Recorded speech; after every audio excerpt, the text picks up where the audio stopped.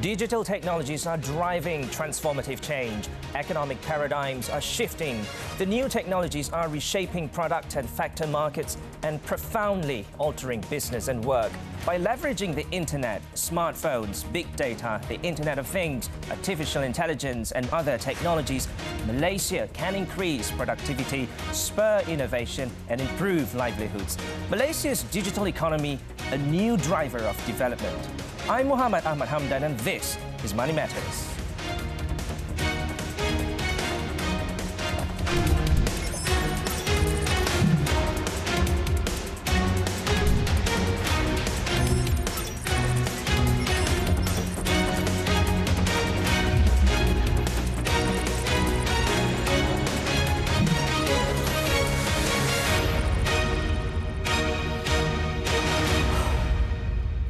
Hello and welcome to another episode of Money Matters. Now, shaping the future of digital economy and new value creation, Malaysia aims to realize the vision of being a regional pioneer in the digital economy. To discuss this and more, we have the Chief Executive Officer of Malaysia Digital Economy Corporation, MDEC, Mahadhir Aziz. Welcome to the program, Mahadhir. Thank you. Great. Now, Mahadhir, I want to start off by asking on the size of Malaysia's digital economy. How big is it?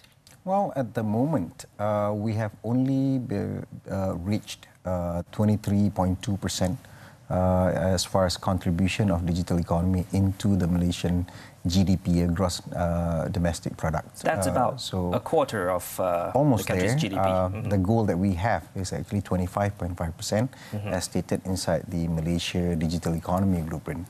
And how has the growth trend been like over the last, say, 10 years or so? We've only set that as, I think, a goal for us to achieve back in 2021. However, the trend as far as the growth year on year, I think has been very encouraging. Obviously, has been accelerated very, very much because of the pandemic.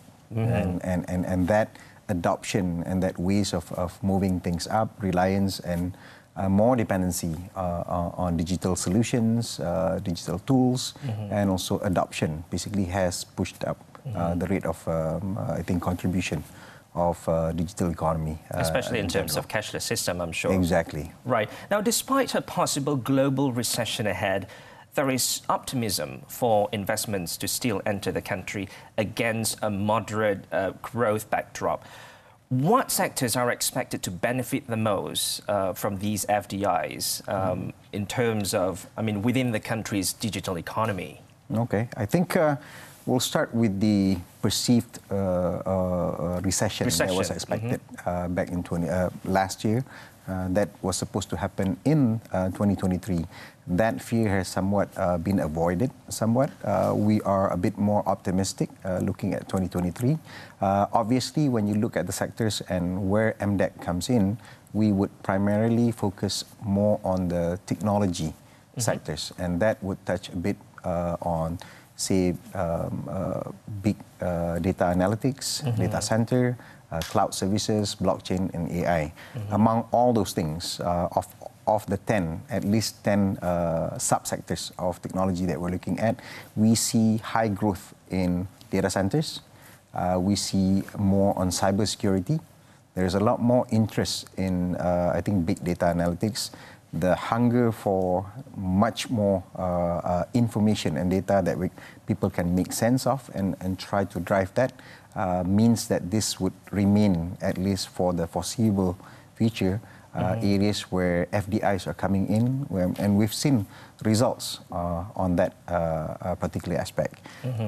If we were to flip that onto the other side, there's also aspect of digital tourism, agriculture, and also education with a bit more potential leading towards trade that has, I think, more investments coming into cross-border trade, e-commerce, obviously. That is done digitally. Yes. All the transactions are all done digitally. That's very interesting. Now, I also want to ask about the reopening of China's international borders, which I believe should also boost economic activities coming into the country. How can businesses in the local digital economy take advantage of this situation?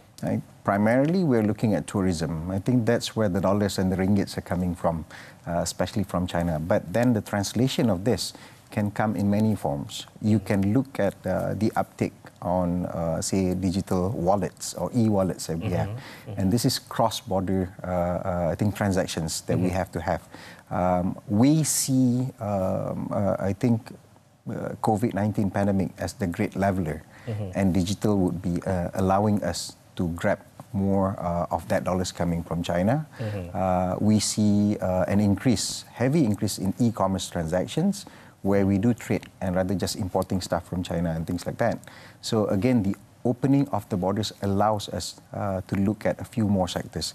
Supply chain management, I think payments and transactions that will be looking at something along the lines of, I think, transacting data between borders would allow us to be able to capitalize on the opening of the borders. What are some of the sectors that you mentioned earlier that you are looking at specifically? Well, I think tourism would be one of them as far as the sectors that we're looking at.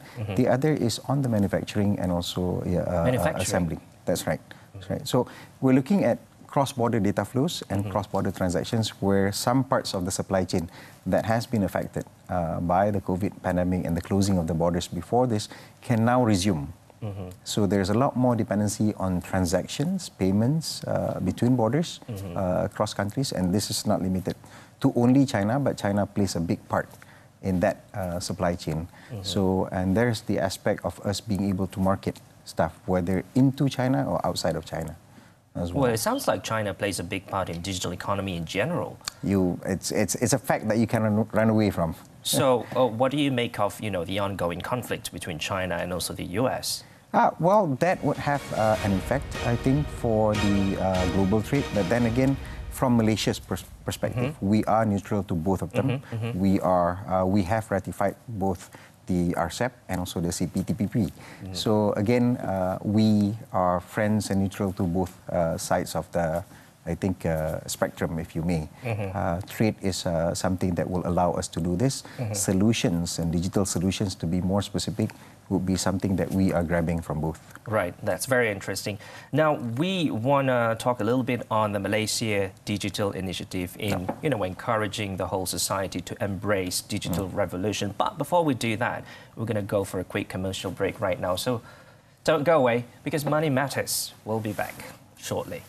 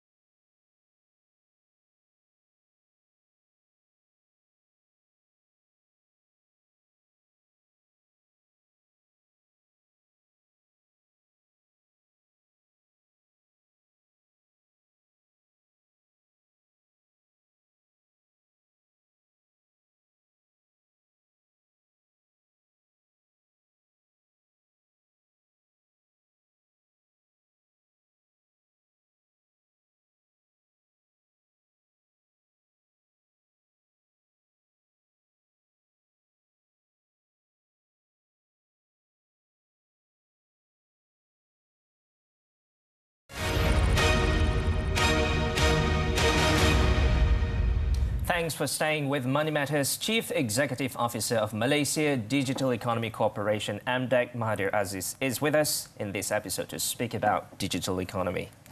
Now, Mahadhir, the Malaysia Digital Initiative is practically to encourage the society, both businesses and also consumers alike, to embrace digital revolution. What would be the biggest challenge in achieving this goal and how to address it?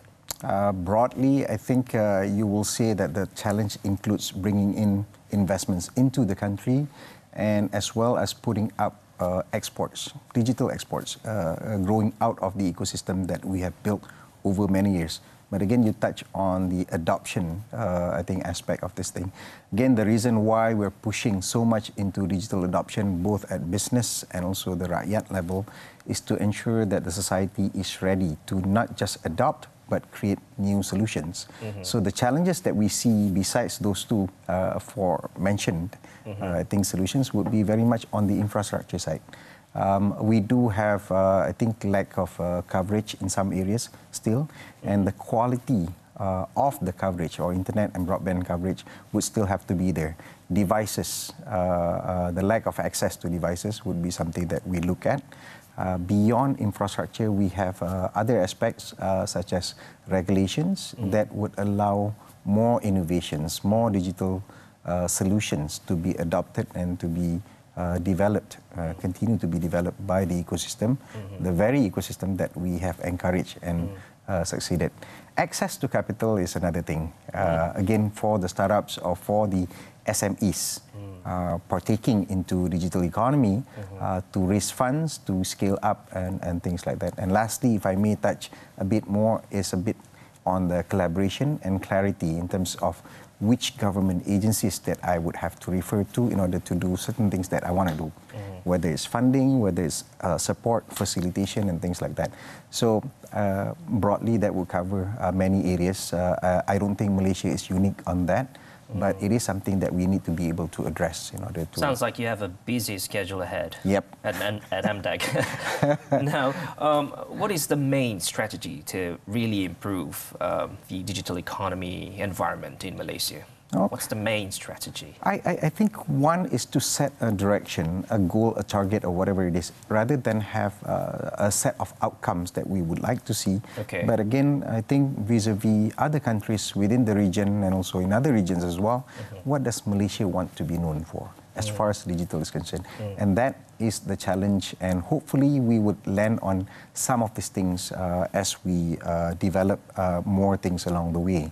The other strategy that we have done, at least at MDEC's level, is to have an announcement with regards to the successor to Multimedia Super Corridor Initiative with the name of Malaysia Digital. Again, it is very much aspirational, if you may, but at the same time stating the fact that Malaysia focuses on 9 sectors within the digital technology where digital can actually help augment, increase, improve, and also make something better out of those the sectors that we have.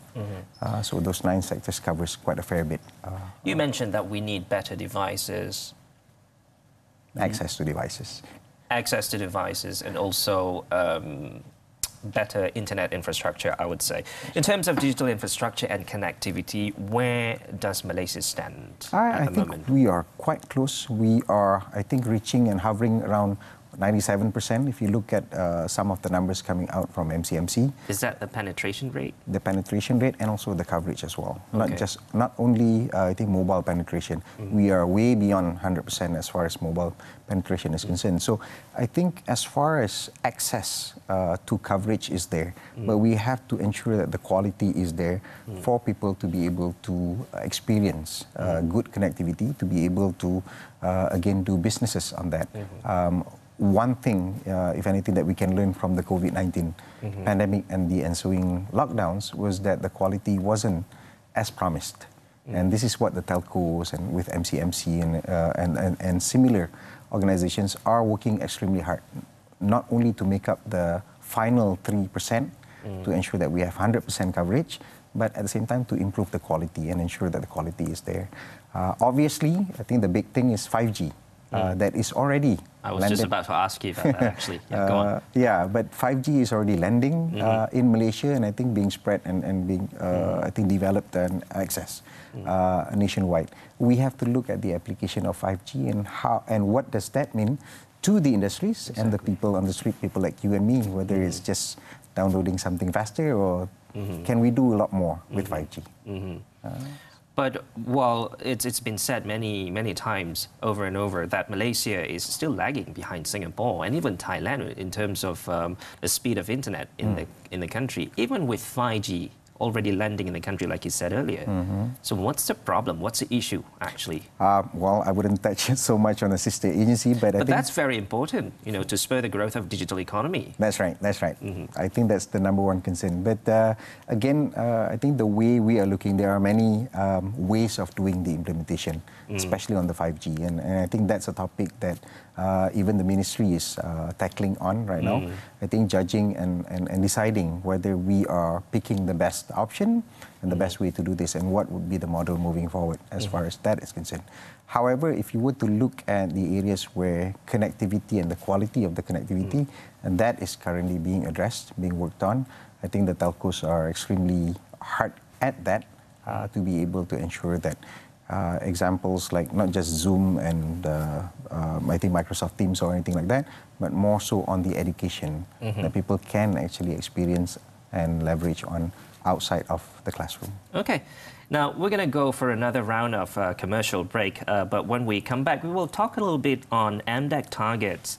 MDEC targets 49 billion ringgit worth of digital investments by 2025. So don't go away. Stay tuned.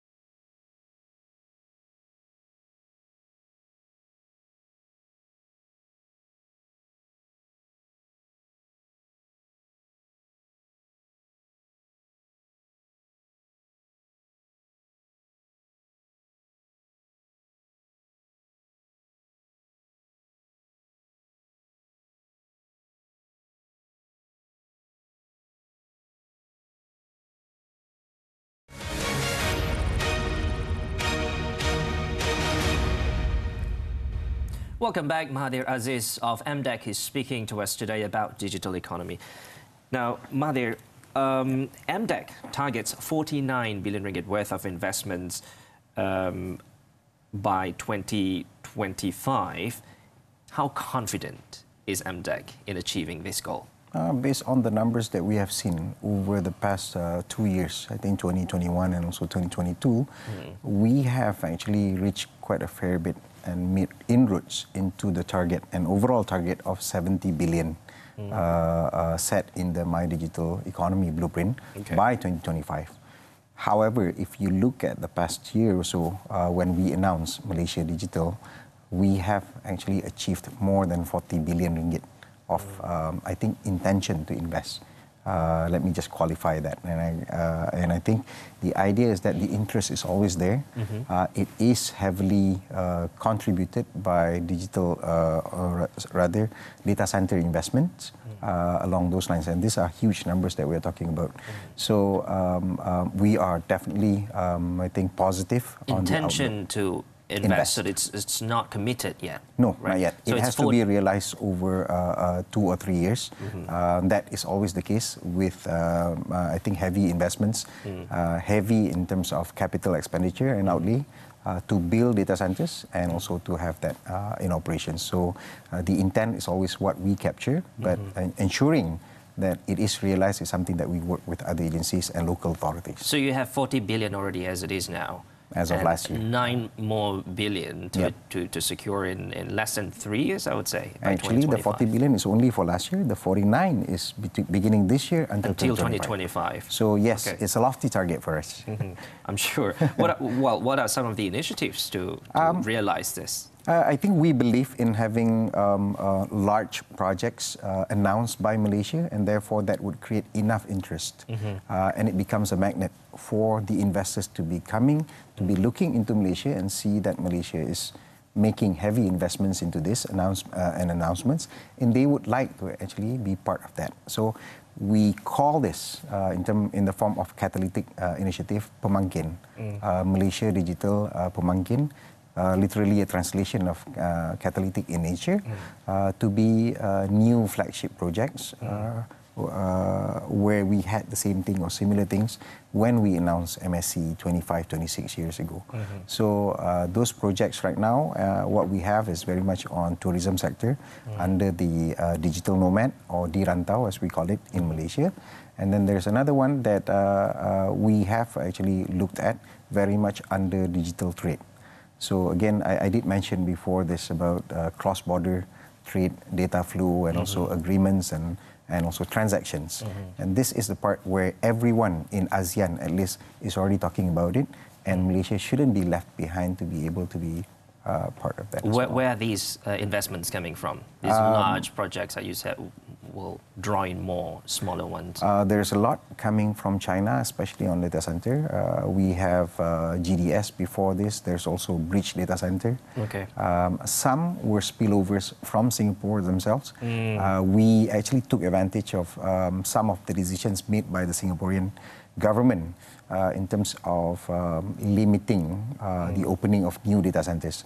So Malaysia was, I think, rightly positioned to be able to capitalize on that. Well, talking about ASEAN, Singapore, and Malaysia's neighboring peers, where does Malaysia stand in the digital economic sphere compared with its regional peers? I'm sure you've heard this many, many times over again.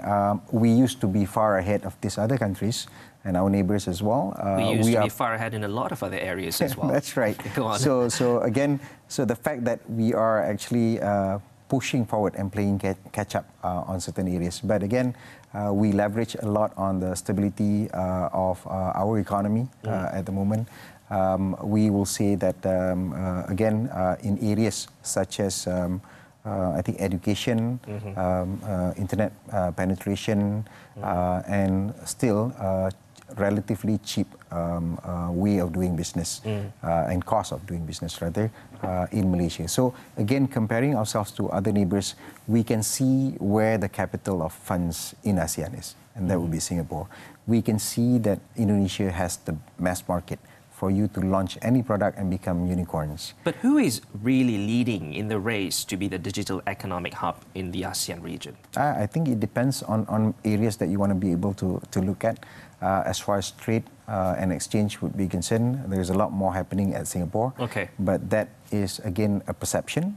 Malaysia is looking at some of the other areas. We are building heavily on creative content and digital creative content, for example. In fact, we are one of the few capitals in the world as far as digital creative content that we are not only developing, but we are exporting into popular markets such as Korea and Japan. So that would be one area that we are extremely strong at.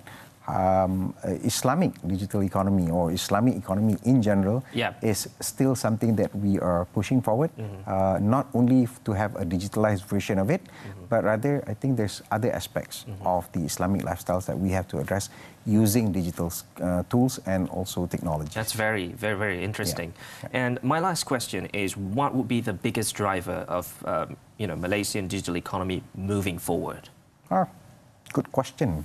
I think, like it or not, where we're coming in, the government would have to set at least the trend, the targets, and the goals in terms of doing it.